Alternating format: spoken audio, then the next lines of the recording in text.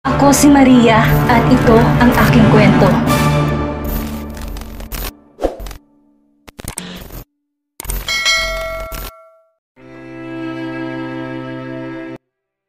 Isang buwan na silang magkasama ni Jolo. Sa buong panahong iyon, minsan lang siya nagkaroon ng pagkakataong makilala ang dalawa pang kapatid nitong lalaki. Si Ria ay makatatlong beses nang bumisita sa kanya sa penthouse at palagi na idinadatnan siyang abala sa paglilinis, paglalaba o pamamalansya. Siya na nagsabi kay Jolo na hindi na nila kailangan ng serbisyo ng housekeeper na dati ay 3 beses isang linggo para iminti na ang penthouse. Wala naman siyang ibang gagawin kaya't kayang-kaya na niya ang mga yon. Isa pa, siya ang may gustong mag-asikaso sa bahay. So domesticated, patuyang wika ni Ria. Hindi mo ba namimiss ang pagkukumpuni ng sasakyan? Sorry dear, dito ay wala sigurong magtitiwala sa talent mo. At isa pa, hindi bagay ng asawa ni Jolo ay nagtatrabaho. Worst, the like of your job. Kumain ka na ba, Ria? Tanong niya. Wala siyang balak na patulan ng mga patutsada nito. Nalukot ang ilong nito. What did you prepare? Inihaw na baboy at laing, tugon niya. Lately, nadiskubre niyang paborito yun ni Jolo. Laing? Dismayang sabi nito. Yuck, mahina, ngunit dinig na dinig niyang sabi nito. No thanks, hindi ako kambing para kumain ng mga dahon. Aalis na ako. Hinabol niya to. May kailangan ka ba? Iginala nitong paningin parang nag-inspection saka umiling. Wala akong kailangan. I just dropped by. At tumalikod na ito. Hindi niya mawari ang pakiramdam ng maiwang mag-isa. Alam niyang sa bawat pagpunta ni Ria, sinusukat nito ang pagkatao niya. At pakiramdam niya hindi lang ang karangalan niya ang natatapakan nito, kung hindi pati nang kay Jolo. Sweetheart, si Jolo, nakagawian na nitong umakyat sa penthouse basta oras ng tanghalian. Nakabukas na naman ang pinto, anito. Kalalabas lang ni Ria, tugon niya. Nangunot ang noon nito, halata sa ekspresyon ng pagdududa sa narinig. Ano na naman ang ginawa ng babaeng yon? Pinagsalitaan ka na naman, umiling siya. Nadaan lang daw siya, galing lang daw siya sa malapit, pagdadahilan niya. Mamahinga ka muna sandali, iahanda ko lang ang mesa. Lumayo na siya rito para hindi na nila pagdiskusyonan pa ang pagbisita ni Ria. Alam niyang hindi ito naniniwala sa sinabi niya, ngunit ayaw naman niyang humaba pang paksa tungkol doon. Kumakain na sila ng may kumislap na ideya sa kanyang isip. Parang gusto kong mag-aral, medyo naiinip na rin ako dito. Umaliwalas ang ekspresyon nito sa narinig. Good to hear that. Pero bakit may parang pa? Tell me, anong kursong gusto mong pag-aralan? Ano lang, personality development. Kung kukuha pa ako ng degree course, late na ako para doon. Walang late sa gustong matuto, pero kung anong gusto mo, ikaw ang bahala. I could cancel my appointment today. Sasamahan kita. Salamat. Dinala siya nito sa isang training and development institute. Unay parang gusto niyang maasiwa, ngunit accommodating ang mga naroroon. Pinapili siya kung gusto niya ng private trainer ang ibigay sa kanya o isasali siya sa isang maliit na klase. Pinili niyang huli ayon na rin sa paliwanag ng mga to. Mas mabilis daw umani ng tiwala sa sarili kung marami ang nakakasalamuha. May pagkakataon silang i-criticize ang bawat isa para lalong ma-improve ang mga kahinaan nila. Mahigit 2 linggo na siyang nag-aaral. Sa panahong iyon, may pagbabago na sa kanyang kilos. Bagamat nananatili siyang simple, unti-unti na ring nababakasan ng ere ng sopistikasyon ang bawat paggalaw niya. Ngayon ay tiwala na rin siya sa sariling sagutin ng Ingles nito sa kanya. Naintindihan naman niya ang mga salita nito. Ang kasi wala siyang tiwala sa sarili na sagutin niyo ng Ingles din. Baka mali ang grammar niya, baka mali ang pronunciation niya. Mas may tiwala na rin siya sa sarili sa pagpili ng mga damit na isinusuot niya at sa kung anong damit ang bagay sa isang okasyon. Gayon din ang tamang pagpili ng accessories. Tinandaan niyang hindi kailangan magmukhang walking jewelry box.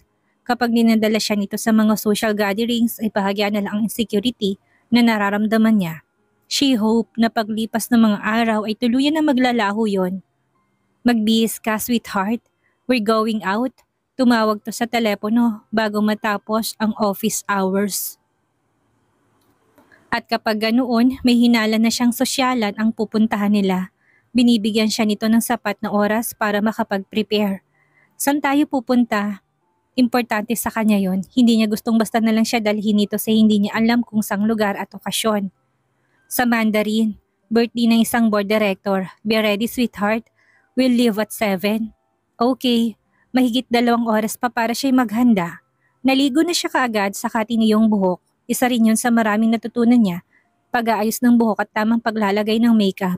Doon naubos ang kanyang oras dahil hindi pa siya masyadong sanay. Mabagal ang paggalaw ng kanyang mga kamay. Gusto niyang maging perpektong ayos. Gusto niyang maging magandang-maganda para sa mga taong ipapakilala sa kanya ng asawa at higit pa para sa mismong asawa. Gusto niyang wag nitong maramdaman na kahiya-hiya siyang naging asawa nito. Nailabas na niyang damit na isusuot. Isang emerald green silk gown. Isa yun sa mga damit na binili kay Belle. Sa dami, hindi pa niya naisusot ang lahat. Isinuot na lang niya yon nang tumunog ang doorbell. Nagmamadali siyang nagbukas ng pinto. You're beautiful, sweetheart. Puno ng paghangang mga mata ni Jolo na hinagot siya nito ng paningin. Parang gustong magbago ng isip ko tuwag na tayong lumabas. Lumabi siya. Take a shower. Nahihanda ko na rin ang isusuot mo. Don't you want to stay just home? Nanunod yung wika nito. Kinabig siya nito at wala ng isang dali ang itinirang distansya sa pagitan ng kanilang mga mukha. She could feel his breath finding her face. A delightful shiver ran down her spine.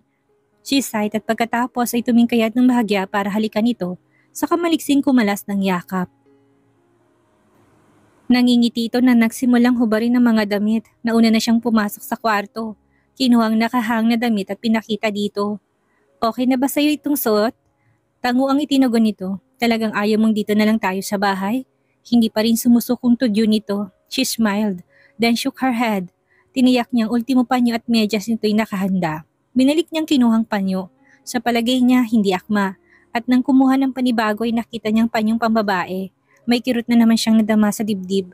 Napatingin siya sa nakapinid na pinto ng banyo. Mahal na niya to. Isa yung realisasyon kung kaya't ganun na lang ang sakit na nadarama niya kahit nawala naman siyang idea kung sinong babae. Nakabihis na siya nang lumabas to ng banyo. Nakamasid siya habang nagbibihis to. She wanted to throw herself to him dahil sa nandiskubring damdamin, ngunit nagpigil siya. The night is not yet over. Konsolan niya sa sarili. He could fix himself in record time. Eksakto 7:00 ay papunta na sila sa Mandarin Oriental. Marami nang naunang bisita. Nang bumaba sila ng sasakyan, nakaalalay pa si Jolo sa kanyang siko. He was always like that. Every inch a gentleman na lalong nagdadagdag ng seguridad niya sa sarili. Nandun din si Ria, may kasamang escort na business associate ni Jolo. Divorce. Ipinagpasalamat niyang buhos ang atensyon nito sa lalaking kasama't nakaiwas siya sa mapanuring paningin nito. Kauupo pa lamang nila sa mesa nang makitang dumating na rin si Don Leoncio. Nilapitan nila ito at nagbigay galang. Pagkatapos isilbi ang dinner, nagsimula silang mag-circulate. There were latecomers. Hindi man marahil sinadyang maging sentro ng atraksyon ay ganun ang nangyari. The man had a big name in the business world at ang babaeng kasama siya na yatang pinakamaganda sa lahat ng naruroon. At dahil kahalubilo nila ang celebrant, nabistahan niya itong mabuti. Panyero, masayang wika na may kaarawan. Nalaos ka na ba sa mga babae at kapatid mo ng date mo ngayon? Happy birthday, Frank. Nakipagkamay ito. Ang babae ay nakipagbeso. Siya itong nagpresenta na maging date ko ngayong gabi. Sinilya pa nitong babae. Lori, baling ito sa babae. You made this night very special. Look at my guest. Wala yatang hindi nakatingin sa'yo. Tumawa to. Tawang aral, nakakahalina, ngunit hindi niya na yon masyadong namalayan. Isa lang ang tumimo ng husto sa isip niya. Lori. Jolo, parang hindi makapaniwalang usal nito nang mapabaling sa gawin nila ang tingin. Jolo, iniwan itong kasama at lumapit sa kanila. Nice to see you again, Lori. Formal na bati ni Jolo. Kamusta ka na? She pouted. You know, I'm not okay.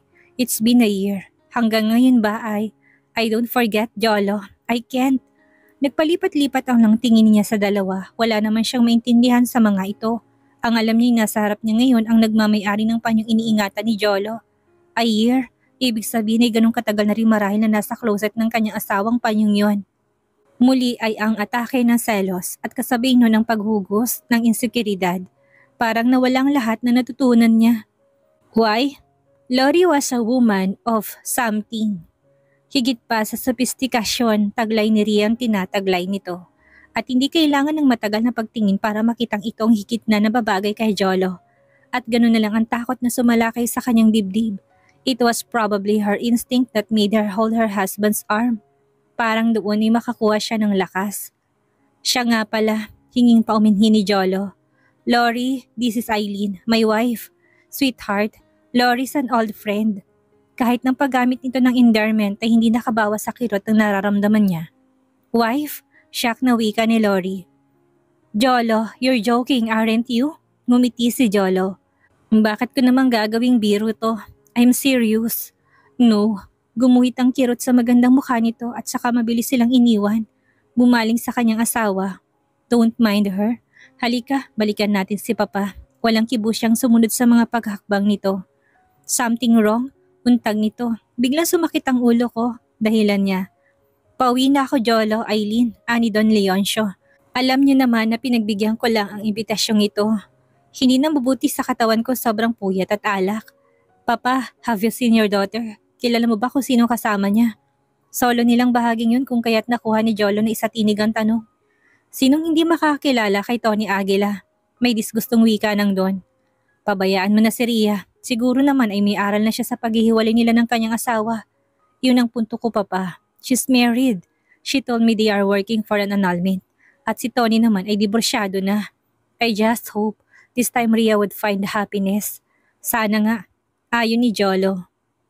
Hindi na rin kami magtatagal dito ni Eileen. Masyama raw ang pakiramdam niya.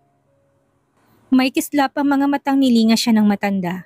Baka naglilihi ka na, Eileen. Nagkatingin na sila ni Jolo. She was too confused para mabasa kung anong damdamin nito. Hindi ko alam. Bueno, magpapaalam na rin ako kay Frank. Matagal siyang nagkulong sa banyo. Tiniyak na wala ng bahid ng anumang kolorete ang mukha. Sa huli ay nagpasya siyang mag-shower ng maligamgam para guminhawa ang pakiramdam. Hindi naman talagang masakit ang kanyang ulo pero matamlay siya. Hindi mawala sa isip niyang anyo ni Lori. At ngayong tinitigan niyang mukha sa harap ng salamin ay lalo siyang na-insecure. Mabilis na niyang tiniyo ang sarili. Nasa kama na si Jolo, hubad barong gaya na nakagawian nito. Nakasandal to sa headboard at may hawak na libro, ngunit hindi naman binabasa. He was staring at nothing. Nang kumuha ng damit na pantulog, pinili niya yung seductive ang dating. Kung si Lori ang nasa isip ng asawa niya ngayon, desidido siyang burahin ang kahuli-hulihang alaala nito. Nagpabango pa siya bago sumampa sa kama. At sinadya niyang sa gilid nito dumaan. Sinadya rin niyang idaiti ritong kanyang katawan. Sinundan siya ng tingin nito bago walang kibong binitawan ng libro at pinatong sa night table. This isn't sleeping time yet, is it? Si isang kilos ay nagawa nitong makuha siya para mapaibabaw dito. His hand caressed her back. Kung ilang beses na niyang naranasan ang takasan ng lakas sa mga bisig nito, ay hindi na niya mabilang. Isa lang ang alam niya, hindi niya yun pagsasawaan. No. When he kissed her, she kissed him back with fiery fashion. They were exhausted yet satiated. Parang nararamdaman pa niyang init ng katawan ni Jolo sa kanya. At kahit ang lamig ng aircon ay hindi yun kayang basta-basta na lang mapawi. Let's talk, Eileen. Natigatig siya sa formal na tono nitong iyon. Humiwalay ito ng yakap sa kanya at sumandal sa headboard. Umayos rin siya. Bumangon at inadjust ang liwanag ng night lamp. Tungkol saan? Tanong niya. Hindi niya maiwasang kabahan. Are you pregnant? Napalunok siya. Hindi ko alam. Magdadalawang buwan na tayong magkasama. Paano hindi mo alam? Irregular ang period ko. Sanay na akong namimiss ang period ko. Wala kang nararamdamang symptoms na buntis ka? Umiling siya. Napatango naman to. Good. I don't want complications. Masakit sa kanyang narinig. Parang gustong mag-init ng kanyang mga mata. Tatawagan ko si Mady bukas. Ani ang tila nagbabara ang lalamunan. Magpapasama ako sa kanya na kumonsulta sa doktor kung anong dapat kong gamiting pangkontrol. Tumango ulit ito siya dinukwang. Sige, matulog na tayo. Hinalikan pa siya nito. Matagal ng patag ang paghinga nito ay gising pa rin siya. Ngayon ay hindi lang si Lori ang gumugulo sa isip niya. Pati na rin ang sinabi ng kanyang asawa. Hindi man diretsahang sinabi nito ay alam na niya ang kahulugan nun. Hindi sila dapat magkaanak. Tama naman ito sa isang banda. Pagkatapos ng 3 taon at maghihiwalay sila, hindi na dapat na may batang madamay. Maybe after 3 years, he would go back to Lori.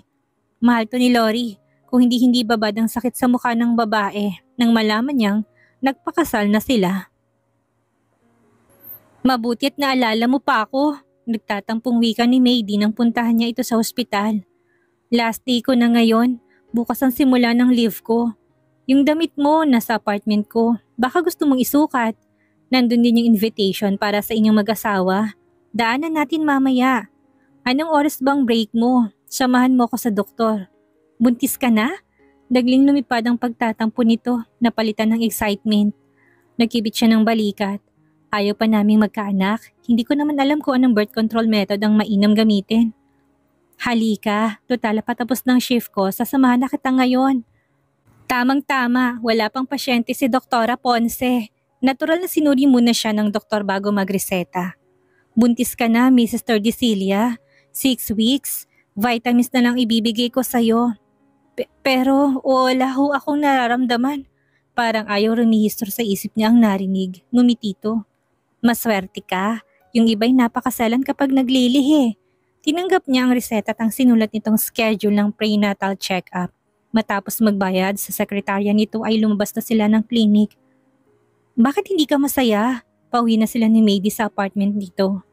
Paano pa ko aabay? Isukat mo yung gown. Pag medyo masikip, ipapa-adjust natin. Hindi pa naman bibilog ng hustong tiyan mo in 1 week's time. Tumango siya. Hanggang sa makarating sila sa apartment ay hindi na siya kumibo. May problema ka ba? O sisa nito, napahinga siya ng malalim at hindi na nagdalawang isip na sabihin dito ang bumangong problema. Wala na siyang inilihim dito. Pati ang damdamin niya sa asawa'y pinagtapat niya. Nakikinig naman ito sa kanya. Nang umiyak siya, hinayaan siya nito ngunit namigil rin ng tila ayaw na niyang tumahan. Masama sa kondisyon mo yan, paalala nito. Hindi na siya nagtagal, nangako siyang aabay pa rin sa kasal nito. Kasya pa rin naman ang gown sa kanya. Nang dumating sa penthouse ay inabala niya sarili sa panonood ng comedy film. Pinipigil niya sariling umiyak. Hindi niya gustong datnan siya ni Jolo na namamagang mga mata. Wala siyang maintindihan sa pinapanood. Pinatay niya ang TV at nahiga. Hindi rin niya napigil ang sarili sa pag-iyak. Hindi niya alam ang gagawin. Hindi niya alam kung paano ipagtatapat kay Jolo ang kalagayan niya. Nakatulugan na niyang pag-iisip. Nagulantang siya nang pabalyang bumukas ang pinto. Nasakop ng pintuan si Jolo. Sa bandang likuran nito isang security man. You may leave. Anito sa lalaki na maliksing tumalikod. Bakit? Tanong niya. Bahagya pa siyang nahilo sa pabiglang pagbangon. Bakit? Balik na tanong nito tumakbang papalapit sa kanya. Tinakot mo ko, Eileen. Kanina pa ako katok ng katok at hindi ko alam kung ano na nangyari sa'yo. Tiniyak ng gwardiya na nandito ka naman. Sorry, nakatulog ako. Noon lang niya napansin ng oras. Lampas na ng tanghalian. Tumindig siya. Hindi pa ako nakakapagluto. Inabot nitong kamay niya. Halika nga, bumagsak siya sa kandungan nito. Bakit ganyan ang itsura mo? Sita nito habang naglalakbay ang mga mata sa kanyang muka. Umiyak ka ba? Umiling siya ngunit malayo doon ang sinasabi ng kanyang anyo. Anong problema? Huminga siya ng malalim at bago pa niya masabi ang sasabihin ay nauna nang tumulo ang kanyang luha. Buntis ako. Pinako niya sa lapag ang tingin. Hindi niya gustong makitang magiging ekspresyon ng asawa. Ilang sandali ring hindi ito kumibo at sa buong panahon na katahimikan, ang nasa pagitan nila'y parang nililindol ang kanyang pakiramdam sa tensyon. Tahan na, masuyong bulong nito. Hinagod ang kanyang buhok. Makakasama sa'yo yan. Sorry, higbi niya. Why? Hindi mo ba ako gustong bigyan ng anak? Napaangat ang tingin niya dito. Ikaw ang may ayaw na magkaanak tayo, hindi ba? Hindi sa ayaw, anito. I was just thinking about the 3-year agreement. Mahihirapan akong ibigay ang kalayaan mo lalo't may batang nasa pagitan natin. Mahal kong batang ito, Jolo. Hindi ko to ipapalaglag. At bakit mo ipapalaglag? Pagalit na wika nito. Anak ko yan, anak mo rin. Paano pagkatapos ng 3 taon? To hell with that agreement. I want you in my life. Jolo, I'm in love with you, Eileen. Hindi mo ba nararamdaman? Pero ikaw may sabi kagabi na ayaw mo ng komplikasyon. Eileen, listen. Kung wala tayong anak at gusto mong lumaya pagkatapos ng 3 taon, ibibigay ko yon. Kahit na masakit sa akin. But now that we are going to have a baby, I'm sorry. You have no choice but to stay with me. Paano si Lori? Paano napasok sa usapan si Lori? Kumunot ang noon nito. Mahal ka niya, halatang halata yun sa party. Ikaw ang mahal ko, Eileen. Nakaraan na siya. Ikaw ang importante ngayon. At ang magiging anak natin. Mahal din naman kita, Jolo. Amin niya. Napangiti ito. Yumakap ito sa kanya saka siya hinalikan. Cut the tears, Eileen. Wala namang dahilan para dyan. Nang muli siyang ikulong nito sa mga bisig ay nabura na ultimo, kalitliit ang agam-agam sa kanyang puso. Dahil sa balitang nagdadalang tao siya ay nagpahanda ng masaganang hapunan si Don Leoncio. Sa kauna-unahang pagkakataon ni kompletong pamilya nito, nilapitan siya ni Ria nang matapos silang kumain. Can we talk for a while? Katakatakang mababang tinig nito, bahagyang tango ang naitugon niya. Wala siyang idea sa paglapit na yun ng hipag. Dinala siya nito sa may swimming pool. I'm sorry for all the rudeness I've shown you. Galit ako kay Papa at kay Jolo at pati ikaw ay pinagbalingan ko. Nakatingin lang siya. Hindi naman niya alam kung anong isasagot dito. Sa mukha nito'y nababasa niyang sinseridad ng sinabi. Narinig kong usapan o ni na Papa at Jolo at nagagalit akong gagawin nilang president ang nasira kong kasal para sa inyong dalawa. But I'm fine now. Iba naman ang kaso niya sa kaso ko and I see that you're both in love with each other. Hinawakan siya nito. Am I forgiven now? Matamis ng ngiting isinukli niya. Kalimutan na natin yun. Sweetheart, sabay silang napalingon kay Jolo na papalapit. Masama ang tingin ipinukul nito sa kapatid. Don't get mad, ani Ria. Nanghingi lang ako ng dispensa sa mga nagawa ko noon. Nagtatanong ang mga matang tumingin sa kanyang asawa. Tama si Ria, aniya. Umaliwala sa mukha nito. Mabuti naman kung ganun. We're going home, sweetheart. Mag-eempake tayo. Saan tayo pupunta? Hindi ko matanggihan si Papa. Gusto niya lumipat tayo dito. Ngayon nagpakumbaba si Ria. Siguro wala nang magiging problema. You can bet on that, sabat ni Ria. Kung sina Ronnie at Dom ay wala kang iintindihin. Mababait din naman ang mga yun. Yeah, dismayadong sabi ni Jolo. Wala nga lang interes sa kabuhayan ng pamilya. They would realize that soon, I hope. Optimistic kong sabi ni Ria. Bago sila lumipat sa mansyon ay dumalaw sila sa natividad. Isang sorpresang dinatna ni Eileen doon.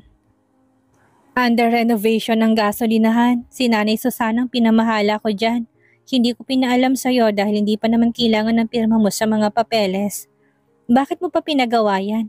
Hindi ba't sinantabi na natin ang 3 taong usapan? Eileen, para sa nanay mo't kapatid yan, para wala kang masyadong iniintindi sa kanila habang naruroon tayo sa Maynila. Malaking gastos yan. I don't mind, sweetheart. Isa pa ay business naman yan. May tinatawag tayong return of investment. Matatagalan pa yon, hindi naman to syudad. So what? I already have the interest. At sa susunod na mga buwan ay may panibagong tubo na naman ako. Bumaba ang tingin nito sa flat pa niyang tiyan. Nilingan niya to. Negosyo bang tingin mo sa akin, Mr. Tordesillas?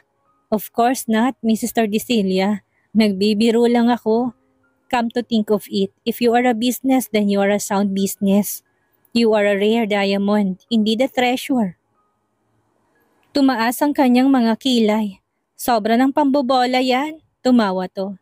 I love you, Eileen. Yan ang nasisiguro ko sa'yong hindi bola. I love you too, Jolo. Dito na po nagtatapos ang kwentong pag-ibig ni Jolo at Eileen. Maraming salamat po sa lahat ng sumuporta at sumubaybay. Muli magkita-kita po tayo sa susunod pa nating mga istorya.